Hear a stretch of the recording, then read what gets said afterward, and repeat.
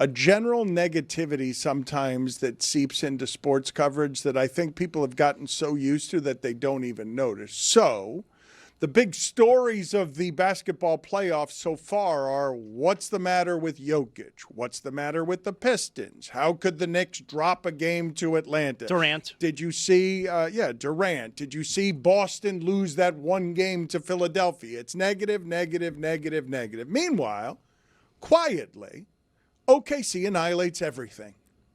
How does that happen quietly? And how is that uninteresting compared to all the other talking storylines? Because the excellence is, if not being diminished, it's largely being ignored. That team has no competitors for a year and a half. Now, San Antonio played some regular season games that were a little bit confusing against them, but for a year and a half, that is a cement mixer that's just rolling through basketball.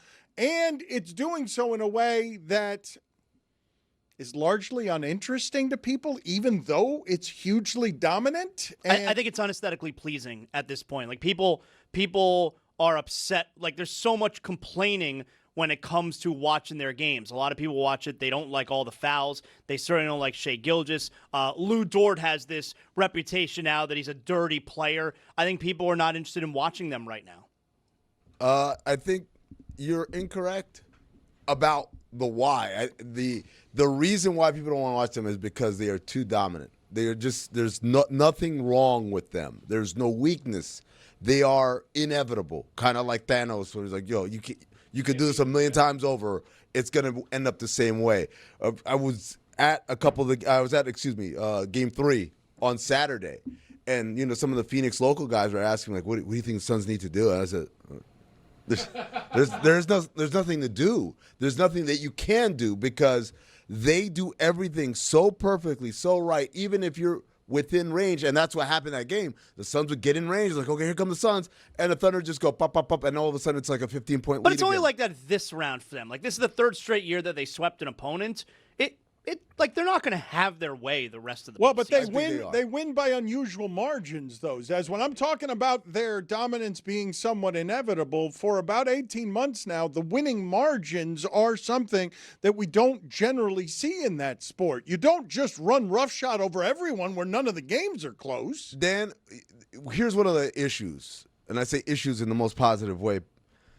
When we talk about a great defensive team, usually it's like, what's that made of? Well, it's usually made of like a guy who's really good in the paint, and then a couple of guys on the perimeter are really good, and maybe a backup guy. So you talk about like maybe 4 or 5 really good defensive players that create the backbone of the system that everyone else, all you got to do is be decent. All you got to do is adhere to our principles, send them the way we want guys get sent, and we're going to be a great defense. That's typically how it's been. Oklahoma City has 17 dudes on their roster, and they all defend. Yeah. Every single person who plays for the Thunder, they don't have a single guy who comes in there like, he's a weak link. So when that's your starting point, when your starting point is everyone is excellent on ball, and then they're smart and disciplined off ball, and all they do is create this chaos and this pressure. The only way you can beat their defense is if you are a quick decision team that moves the ball, reverses the defense, and then you got to be able to shoot. And the problem That's what Indiana did to bother them last year. But it's just like the number of teams that are that disciplined offensively and they can shoot and they have a multitude of passers is very limited. And that's why there's an inevitability about this. The weird thing is the Thunder did what they did last year, and we said, oh, my God, these guys are going to win every championship until they have to break it up because of salary cap things. And then we started this year, and they started amazing. And everyone said, oh, my God, they're not going to lose a game. Then they went through a little rough patch. Zaz thought they were going to win 80. 80. They went through a little rough patch, and then people started trying to find reasons why the Thunder weren't going to win. I'm like, what are you talking about? You're asking all these questions. Maybe the Pistons could. I'm like, what are y'all talking about? What are you watching that's not computing? And by the way, I've said all of these words, and I have not mentioned who the presumably will be a 2-time MVP. Shai Gilgeous-Alexander is so amazing.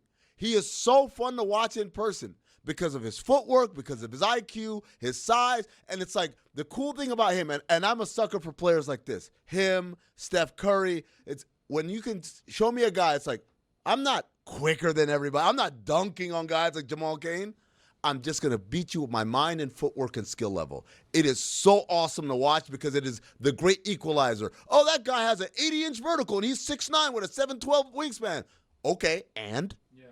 And I think the thing we miss on SGA, which we haven't even brought up, at least today, maybe you guys brought it up last week, he's missed 2 fourth-quarter shots in like a month.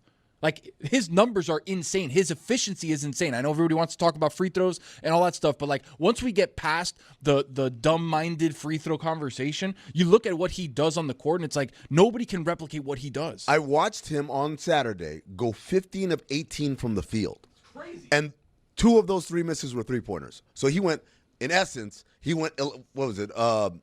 15, yeah. Yeah. Yeah, that's it. Yeah, 14 You got it. 13 to 14. 7'12" wingspan is also 8 feet. It's Dan, just an 8-foot wingspan. I do want to point out something you guys were talking about last week, which is Dylan Brooks and animosity. And I wish I was in because I wanted to point out him and SGA grew up like they're friends. They're buddies. Like there's no part of it's like, ugh. And SGA talked about it last night. He's like, I love Dylan. I hope he continues to improve. But there's no bad blood because these are guys that are basically brothers. They grew up together. Well, but he called him flopping, flailing, and he made the accusations that are meant to diminish SGA. They are. And when Amin makes the point, says, and it's a good one because what's special about them is their defense. Everything else is ancillary. What they smother you with is defense.